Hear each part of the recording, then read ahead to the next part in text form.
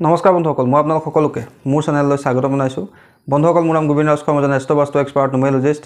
বন্ধুসকল, আপোনালোকৰ সুবিধাৰ্থে মই চেনেলটোত বাস্তুৰ সম্পৰ্কে, সংখ্যাতত্বৰ সম্পৰ্কে, জ্যোতিষৰ সম্পৰ্কে, তাৰ লগতে আপোনালোকৰ বিভিন্ন সমস্যাৰ সমাধানৰ উপায়সমূহৰ সম্পৰ্কে আলোচনা কৰি থাকোঁ। গতিকে যদিহে আপোনালোকৰ মোৰ চেনেলৰ ভিডিঅ'সমূহ চাই ভাল লাগে, অনুগ্ৰহ কৰি মোৰ চেনেলটো ছাবস্ক্ৰাইব কৰি ভিডিঅ'সমূহ লাইক কৰিব, কমেণ্ট কৰিব আৰু যিমান পাৰে শ্বেয়াৰ কৰিব। বন্ধুসকল, আজি মই আপোনালোকৰ লগত এটা ডাঙৰ সমস্যাৰ সম্পৰ্কে আলোচনা কৰিম, যিটো সমস্যাই বিভিন্নজন পিতৃ মাতৃক চিন্তিত কৰি আহিছে। বন্ধুসকল, সেই সমস্যাটো হৈছে সন্তানৰ শিক্ষাত মনোযোগ নিদিয়াৰ সমস্যা।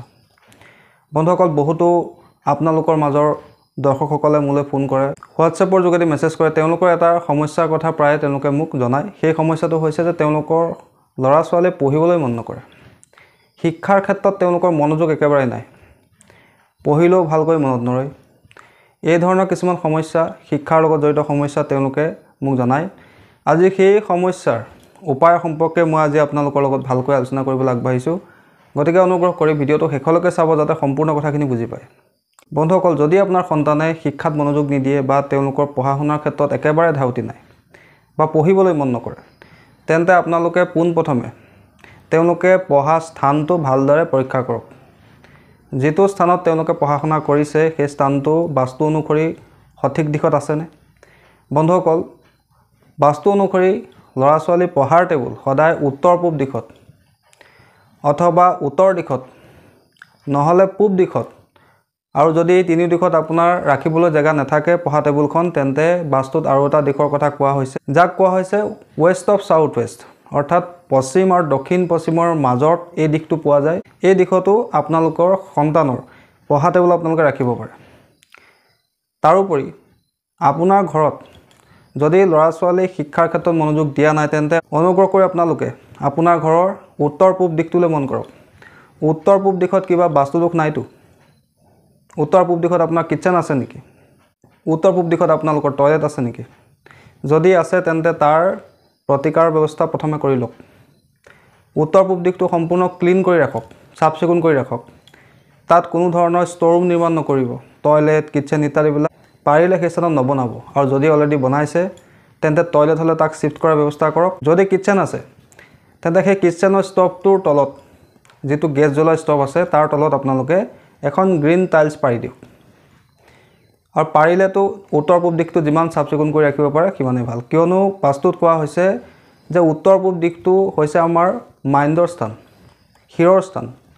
গতিকে এই স্থানটো সদায় চাফ চিকুণ হ'ব লাগে। তাত পঢ়াৰ টেবুল বা ঈশ্বৰৰ স্থান থাকিব পাৰে, কিন্তু অন্যান্য কোনো bedroom, store room, kitchen, toilet ইত্যাদিবিলাক উত্তৰ পূব দিশত হ'ব নালাগে। নহ'লে সন্তানৰ শিক্ষাত বাধা আহে বা তেওঁলোকৰ শিক্ষাৰ প্ৰতি ধাউতি লাহে লাহে কমি যায়। কিয়নো উত্তৰ পূব দিশটো বাস্তু অনুসৰি গুৰু বৃহস্পতিয়ে ৰুল কৰে। গুৰু বৃহস্পতি হৈছে জ্ঞানৰ গ্ৰহ, যি আমাক জ্ঞান প্ৰদান কৰে, শিক্ষাৰ লগত জড়িত গ্ৰহ। গতিকে সেই দিশটো যিমান পাৰে আপোনালোকে চাফ চিকুণ কৰি ৰাখিব লাগে। তাৰোপৰি কেতিয়াও সন্তানক বিচনাত বহি পঢ়িবলৈ দিব নালাগে, সদায় টেবুলত বহি পঢ়িবলৈ শিকাব লাগে। তাৰোপৰি পঢ়া টেবুলখন যিমান পাৰে নিট এণ্ড ক্লিন ৰাখিব যত্ন কৰিব লাগে। পঢ়া শুনাত মনোযোগ বৃদ্ধিৰ কাৰণে তেওঁলোকৰ পঢ়া টেবুলৰ সন্মুখত এহাল ময়ূৰ পাখি ৰাখিব লাগে। মা সৰস্বতী বা গণেশ দেৱতাৰ এখন ফটো বা আপোনালোকে মূৰ্তিও ৰাখিব পাৰে। আৰু কেতিয়াও পঢ়া টেবুলত বহি সন্তানক খাদ্য গ্ৰহণ কৰিবলৈ দিব নালাগে। কিন্তু এইটো এটা কথা আপোনালোকে কিন্তু মন কৰিব। বন্ধুসকল, তাৰোপৰি জ্যোতিষশাস্ত্ৰ অনুসৰি আমাৰ শিক্ষাৰ কাৰণে তিনিটা গ্ৰহ অত্যন্ত ইম্পৰ্টেণ্ট। সেই তিনিটা গ্ৰহ হৈছে চন্দ্ৰমা, বুধ গ্ৰহ আৰু বৃহস্পতি গ্ৰহ। বন্ধুসকল, প্ৰথম গ্ৰহটো হৈছে চন্দ্ৰমা। যদি আপোনাৰ সন্তানৰ জন্মকুষ্ঠিত চন্দ্ৰমা পীড়িত হৈ থাকে, 6, 8, 12 হাউচত থাকে, চন্দ্ৰমাৰ ওপৰত কেতু, ৰাহুৰ দৃষ্টি থাকে বা জ্যোতি থাকে, বা চন্দ্ৰমা নিচ ৰাশিত থাকে, তেনেস্থলতো আপোনাৰ ল'ৰা ছোৱালীৰ শিক্ষাৰ ক্ষেত্ৰত সমস্যা হ'ব পাৰে। কিয়নো চন্দ্ৰমা হৈছে মনৰ কাৰক, চন্দ্ৰমা হৈছে আমাৰ মেমৰি। যেতিয়া আপোনাৰ চন্দ্ৰমা পীড়িত হয় বা চন্দ্ৰমাৰ ওপৰত কোনোবা দুষ্ট প্ৰভাৱ থাকে, দৃষ্টি থাকে, জ্যোতি থাকে, তেনেস্থলত ব্যক্তিজনৰ মনটো অস্থিৰ হৈ যায়। কোনো ক্ষেত্ৰত তেওঁলোকে মনোযোগ দি পেলাই পঢ়া শুনা কৰিব নোৱাৰে। পঢ়িবলৈ মন নোযোৱাৰ সমস্যা, পঢ়িলে মনত নোৰোৱাৰ সমস্যা, এই দুটা সমস্যা হৈছে চন্দ্ৰমাৰ সমস্যা। চন্দ্ৰমা আমাৰ মেমৰি কাৰক বুলিও কোৱা হৈছে। হয়তো কেতিয়াবা গ্ৰহৰ গোচৰত চন্দ্ৰমা পীড়িত হ'লেও আপোনালোকৰ সন্তানৰ পঢ়াত মনোযোগ নবহিব পাৰে বা মন অস্থিৰ হ'ব পাৰে, মনত নিৰাশাৰ ভাৱ আহিব পাৰে, ডিপ্ৰেশ্যনৰ ভাৱ আহিব পাৰে। গতিকে তাৰ কাৰণে আমি সকলোৱে চন্দ্ৰমাৰ উপায় কৰিব লাগে। চন্দ্ৰমাৰ উপায়, প্ৰথম উপায়টো হৈছে যি আপোনাক 100% ৰিজাল্ট প্ৰদান কৰে, যে পাৰিলে আপোনাৰ সন্তানক প্ৰত্যেক দিনে আপোনালোকে ৰূপৰ গিলাচত গাই গৰুৰ গাখীৰ খুৱাব। যদি আপোনালোকে এফৰ্ড কৰিব পাৰে তেন্তে সৰুকৈ ৰূপৰ গিলাচ এটা বনাই ল'ব আৰু তাতে আপোনালোকে সদায় নিজৰ সন্তানক গাখীৰ খাবলৈ দিব। আৰু যদি সেইটো কৰিব নোৱাৰে তেন্তে আপোনালোকে এটা চিচাৰ গিলাচত গাই গৰুৰ গাখীৰ ৰাখি তাত এটা ৰূপৰ কইন, আপোনালোকে জুৱেলাৰৰ ওচৰত গৈ সৰুকৈ এটা ৰূপৰ কইন কিনি আনিব, বেছি দাম নলয়। সেই ৰূপৰ কইনটো সেই গাখীৰৰ মাজত 5 মিনিট পাৰে, 10 মিনিট পাৰে, 15 মিনিট পাৰে ডুবাই ৰাখিব। তাৰপিছতে সেই ৰূপৰ কইনটো বাহিৰ কৰি সেই গাখীৰখিনি আপোনাৰ সন্তানক খাবলৈ দিব। আৰু এইটো উপায় আপোনালোকে কণ্টিনিউ কৰি যাব। তাৰ লগতে যদি আপোনাৰ সন্তানৰ মনটো অস্থিৰ হয়, পঢ়া শুনাত মনোযোগ নবহে, তেন্তে কিন্তু আৰু এটা কথা আপোনালোকে ধ্যান ৰাখিব লাগে যে আপোনাৰ ঘৰত কোনো কাৰণতে পানী আপোনালোকে নষ্ট কৰিব নালাগে। বন্ধুসকল, চন্দ্ৰমাক পানীৰ কাৰক বুলি কোৱা হৈছে। গতিকে আপোনাৰ ঘৰত যাতে কোনো কাৰণতে আপোনালোকে পানী নষ্ট নকৰে, পানীৰ টেপ লিক নকৰে, এইখিনি কথাও কিন্তু আপোনালোকে ধ্যান ৰাখিব। তাৰোপৰি চন্দ্ৰমাক খাদ্যবস্তুৰ কাৰক বুলি কোৱা হৈছে, পানীৰ কাৰক বুলি কোৱা হৈছে। গতিকে আমি যিমান পাৰোঁ সাত্বিক ভোজন কৰিবলৈ চেষ্টা কৰিব লাগে। যদি আমাৰ চন্দ্ৰমা কিবা কাৰণে পীড়িত হৈ আছে, আমাৰ ক'তো মন নবহাৰ নিচিনা সমস্যা হৈছে, তেন্তে আমি সাত্বিক ভোজন কৰিব লাগে। গাখীৰ, চাউল ইত্যাদিবিলাক বস্তু প্ৰত্যেক সোমবাৰে কোনো ধৰ্মস্থানত দান কৰিব লাগে। যদি আপোনাৰ ঘৰৰ ওচৰত নদী আছে তেন্তে আপোনালোকে প্ৰতি সোমবাৰে নদীলৈ গৈ অলপমান কেঁচা গাখীৰ আৰু চাউল নিজ সন্তানৰ হাতেৰে জলপ্ৰবাহ কৰাব লাগে। অথবা আপুনি আপোনাৰ ঘৰৰ উত্তৰ পূব দিশত এখন বগা কাপোৰত চাউল বান্ধি উত্তৰ পূব দিশত ৰাখি থ'ব লাগে। যদি এইখিনি উপায় আপোনালোকে কৰে তেন্তে আপোনালোকৰ সন্তানৰ পঢ়াত মন নবহাৰ সমস্যা, মন অস্থিৰ হোৱাৰ সমস্যা, চঞ্চল মনৰ সমস্যা, এই গোটেইখিনি সমস্যা লাহে লাহে দূৰ হয়। বন্ধুসকল, এই গোটেইকেইটা উপায় 100% এফেক্টিভ উপায়। আপোনালোকে কৰি চাব, নিশ্চয় ইয়াৰ পৰা আপোনালোকে ভাল ফল লাভ কৰিব। বন্ধুসকল, তাৰপিছত শিক্ষাৰ অন্যতম কাৰক গ্ৰহ হৈছে বুধ গ্ৰহ, যাক কমিউনিকেশ্যনৰ কাৰক বুলি কোৱা হৈছে, ৰাইটিঙৰ কাৰক বুলি কোৱা হৈছে, কিতাপৰ কাৰক বুলি কোৱা হৈছে, কলমৰ কাৰক বুলি কোৱা হৈছে, ব্ৰেইনৰ কাৰক বুলি কোৱা হৈছে, বুদ্ধিৰ কাৰক বুলি কোৱা হৈছে। এই গোটেইকেইটা বস্তু কাৰক গ্ৰহ হৈছে বুধ গ্ৰহ, যাক আমাৰ এডুকেশ্যনৰ কাৰক বুলিও কোৱা হয়। যদি আপোনাৰ সন্তানৰ জন্মকুষ্ঠিত বুধ গ্ৰহ নিচ ৰাশিত থাকে, অস্ত হৈ থাকে, দুস্থানত থাকে, অৰ্থাৎ ষষ্ঠ ঘৰত, অষ্টম ঘৰত বা দ্বাদশ ঘৰত থাকে, বা কোনো শত্ৰু গ্ৰহৰ লগত থাকে বা শত্ৰু গ্ৰহৰ দ্বাৰা পীড়িত হৈ থাকে, তেতিয়াও কিন্তু আপোনাৰ সন্তানৰ শিক্ষাত মনোযোগ নবহিব পাৰে। বুধ গ্ৰহক ব্ৰেইন বুলি কোৱা হৈছে, এডুকেশ্যন বুলি কোৱা হৈছে। গতিকে যদি আপোনাৰ সন্তানৰ জন্মকুষ্ঠিত বুধ গ্ৰহ পীড়িত হৈ আছে, তেতিয়াও কিন্তু আপোনাৰ সন্তানৰ শিক্ষাত মনোযোগ নবহিব পাৰে, তেওঁৰ IQ লেভেল কম হ'ব পাৰে, আপোনাৰ সন্তানৰ আণ্ডাৰষ্টেণ্ডিং পাৱাৰ বা ইণ্টেলিজেঞ্চি কম হ'ব পাৰে, যদিহে বুধ গ্ৰহ আপোনাৰ সন্তানৰ জন্মকুষ্ঠিত পীড়িত হৈ আছে। বন্ধুসকল, এই ক্ষেত্ৰত আমি বুধ গ্ৰহৰ উপায় কৰাৰ প্ৰয়োজনীয়তা থাকে। কি উপায় কৰিব লাগে? একেবাৰে সহজ উপায়। আপোনালোকে বজাৰৰ পৰা বা কোনো দোকানৰ পৰা গোটা মগুমাহ কিনি আনিব। আপোনালোকে নিশ্চয় চিনি পায় গোটা মগুমাহ। গোটা মগুমাহ কিনি আনি ঘৰত আপোনালোকে কোনো চিচাৰ পাত্ৰত, গ্লাছৰ পাত্ৰত আপোনালোকে 2 মুঠি বা 1 মুঠি গোটা মগুমাহ তিয়াই ৰাখিব। আৰু ৰাতিপুৱা সেই মগুমাহখিনি আপোনাৰ সন্তানৰ হাতেৰে কোনো চৰাইক খাবলৈ দি দিব। আৰু এই উপায়টোকে আপোনালোকে কণ্টিনিউ কৰি যাব। প্ৰত্যেক দিনে আপোনালোকে 1 মুঠি গোটা মগুমাহ কোনো চিচাৰ পাত্ৰত তিয়াই ৰাখিব আৰু ৰাতিপুৱাৰ সময়ত আপোনাৰ সন্তানৰ হাতেৰে চৰাইক খাবলৈ দিব। বন্ধুসকল, দ্বিতীয় উপায়টো হৈছে প্ৰত্যেক বুধবাৰে, প্ৰত্যেক সপ্তাহৰ বুধবাৰে নিজৰ সন্তানৰ হাতেৰে গাই গৰুক বা কোনো গোশালাত গৈ বা নিজৰ ঘৰত যদি গাই গৰু আছে তেন্তে সেউজীয়া ঘাঁহো খুৱাব পাৰে বা পাচলিও খুৱাব পাৰে। নিজৰ সন্তানৰ হাতেৰে এই কামটো আপোনালোকে কৰাব, প্ৰত্যেক বুধবাৰে কৰাব। গাই গৰুক সেউজীয়া পাচলি খুৱাব অথবা ঘাঁহ খুৱাব।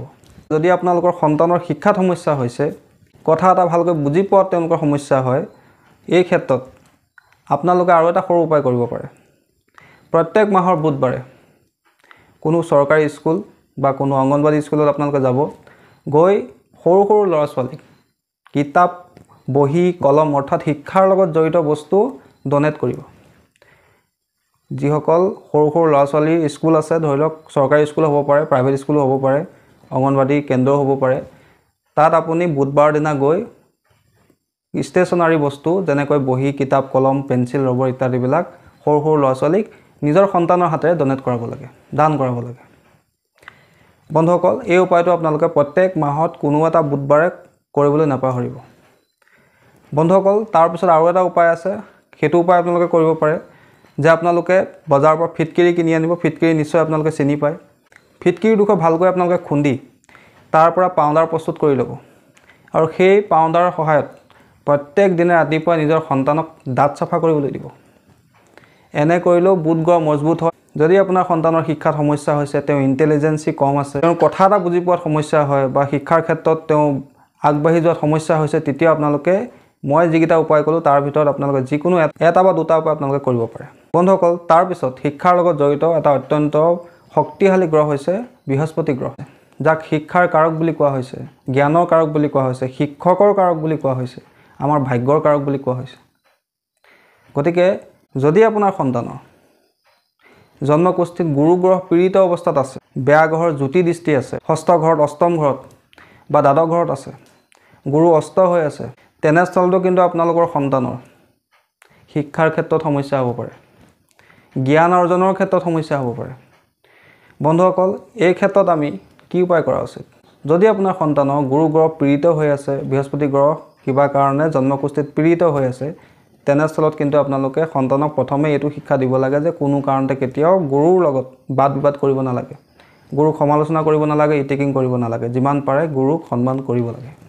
তাৰ পিছৰ উপায়টো হ'ল যে প্ৰত্যেক বৃহস্পতিবাৰে আপোনাৰ সন্তানক এগিলাচ কেঁচা গাখীৰত অলপ হালধি মিলাই, সেই হালধি মিলোৱা গাখীৰখিনি কোনো কলগছৰ গুৰিত, যদি চেনি কল হয় তেন্তে যথেষ্ট ভাল, চেনি কলৰ গুৰিত অৰ্পণ কৰিবলৈ দিব লাগে প্ৰত্যেক বৃহস্পতিবাৰে। আৰু গুৰুৰ যিকোনো মন্ত্ৰ, ওম গ্ৰাং গ্ৰিং গ্ৰুং স্ব গুৰুবেই নমঃ বা ওম গুৰুবেই নমঃ, এই মন্ত্ৰটো 21 বাৰ জপ কৰিবলৈ দিব লাগে আৰু এইটো উপায় প্ৰত্যেক বৃহস্পতিবাৰে ফ'ল' কৰিব লাগে। কোনো মন্দিৰত বা কোনো নামঘৰত আপোনালোকে ধৰ্মীয় পুথি, বুট দালি, হালধি ইত্যাদিবিলাক গুৰুৰ লগত জড়িত সামগ্ৰী দান কৰিব পাৰে।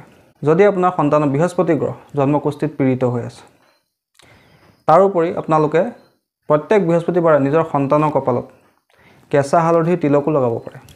গুৰু গ্ৰহৰ কৃপা দৃষ্টি পাবলৈ বৃহস্পতিবাৰে পাৰিলে নিৰামিষ খাব লাগে বা ব্ৰত কৰিবলৈ চেষ্টা কৰিব লাগে। কোনো ধৰ্মস্থানত গৈ, নামঘৰ, মন্দিৰ, দেৱালয় ইত্যাদিবিলাকত গৈ বৃক্ষৰোপণ কৰিব লাগে বৃহস্পতিবাৰৰ দিনা। যদি আপোনালোকে এইখিনি উপায় কৰে, তেন্তে আপোনালোকৰ সন্তানৰ যদি জন্মকুষ্ঠিত গুৰু বৃহস্পতি পীড়িত হৈ আছে, বেয়া স্থানত আছে, তেতিয়াও আপোনাক গুৰু কৃপা দৃষ্টি লাভ হয়। বন্ধুসকল, যদি আপোনালোকৰ সন্তানে পঢ়িবলৈ মন নকৰে, তেওঁৰ IQ লেভেল কম, ভালকৈ তেওঁৰ কথাবিলাক মনত নৰয়, পঢ়াওঁতে বুজাওঁতে বহুত সময় লাগে, কথা এটা বুজি পাওঁতে অলপ দেৰি হয়, যদি এই ধৰণৰ কিছুমান শিক্ষাৰ লগত জড়িত সমস্যা হৈ আছে, তেন্তে আপোনালোকে মই 3টা গ্ৰহৰে উপায় দি দিলোঁ। প্ৰত্যেকটো গ্ৰহে আপোনালোকে এটা বা দুটা উপায় আপোনালোকে ফ'ল' কৰিবলৈ লওক। একেবাৰে সহজ উপায় কেইটামান দিছোঁ, বিশেষ কোনো টকা পইচা খৰচ নকৰাকৈ আপোনালোকে এই 3টা গ্ৰহৰ যিকোনো এটা বা দুটা উপায় আপোনালোকে কণ্টিনিউ কৰি যাব। চাব আপোনালোকৰ সন্তানৰ শিক্ষাত যদি বাধা বিঘিনি সমস্যা আছে, মনোযোগ নবহাৰ সমস্যা আছে, সেই বাধা সমস্যা তেওঁৰ জীৱনৰ পৰা দূৰ হ'ব। বন্ধুসকল, তাৰোপৰি যদি আপোনালোকৰ সন্তানৰ শিক্ষাৰ অগ্ৰগতি আপোনালোকে বিচাৰিছে, শিক্ষাত ভাল ফল লাভ কৰাটো বিচাৰিছে, তাৰ কাৰণে কিছুমান স্পেচিয়েল ৰেমেডিও আছে। আপোনালোকে পূৰ্ণিমাৰ দিনা, যিকোনো পূৰ্ণিমাৰ দিনা আপোনালোকে আহত গছৰ এখিলা পাত লৈ আহিব আৰু সেই পাতখিলাত আপোনালোকে বাঁহৰ কাঠি এটা লৈ ল'ব বা আপোনালোকে ধূপৰ কাঠি এটা লৈ ল'ব, লৈ চন্দন আৰু অগৰু মিলাই লৈ তাত আপোনালোকে এং বীজ মন্ত্ৰটো, যিটো সৰস্বতী মাৰ বীজ মন্ত্ৰ, এং বীজ মন্ত্ৰটো লিখি লৈ সেই আহত পাতটো পাৰিলে ফ্ৰেম কৰি আপোনালোকৰ সন্তানৰ পঢ়া টেবুলৰ সন্মুখত লগাই ৰাখিব। এনে কৰিলেও আপোনালোকৰ সন্তানৰ কনচেনট্ৰেশ্যন পাৱাৰ বৃদ্ধি পায়, মা সৰস্বতীৰ কৃপা লাভ হয়। পাৰিলে এই এং বীজ মন্ত্ৰটো আপোনাৰ সন্তানৰ হতুৱাই লেখাব। পঢ়িবলৈ লোৱা আগমুহূৰ্তত সৰস্বতীৰ বন্দনা গাবলৈ চেষ্টা কৰিব বা সৰস্বতী মাৰ যিকোনো বীজ মন্ত্ৰ, ওম এং মহা সৰস্বতী নমঃ বা ওম এং বদ বদ বাগদিনী তুষ্টি পুষ্টি তুভ্যং নমঃ, যিকোনো সৰস্বতী মাৰ মন্ত্ৰ পঢ়াৰ আগমুহূৰ্তত কমচে কম 21 বাৰ আপোনালোকে জপ কৰিবলৈ চেষ্টা কৰিব। তাৰোপৰি আপোনালোকে মহা সৰস্বতী কবচ অথবা নীল সৰস্বতী কবচো আপোনালোকে ধাৰণ কৰিব যদিহে আপোনালোকৰ সন্তানৰ শিক্ষাত সমস্যা হৈছে।